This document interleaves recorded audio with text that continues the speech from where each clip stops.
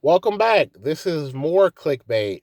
I planned initially to come and talk about, hey, my Green Bay Packers looking like they're one win away from the playoffs, but I feel obligated to talk about what we witnessed the night before on Monday Night Football. Buffalo Bills safety Damar Hamlin suffering, which appears to be a cardiac arrest. There's still not a lot of information out. Just, we don't know what's going to happen. We know he's a 24-year-old young man fighting for his life. So we're hoping for the best. Sending thoughts and prayers to him and his family, sending sending healing energy, hoping for the best. That's one of the things I discussed in the podcast. My thoughts on it, thoughts on how the situation was handled, thoughts on how the situation was addressed.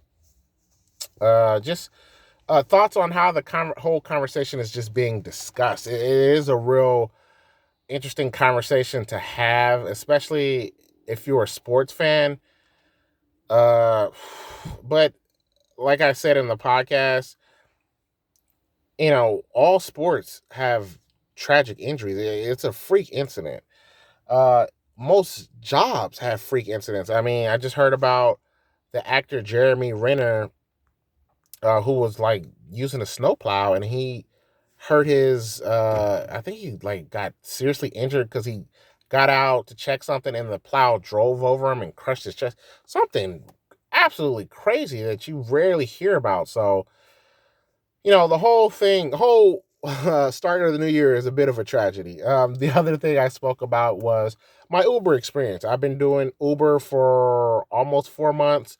So I talked about a lot of the pros and cons, whether or not I recommend it to other people.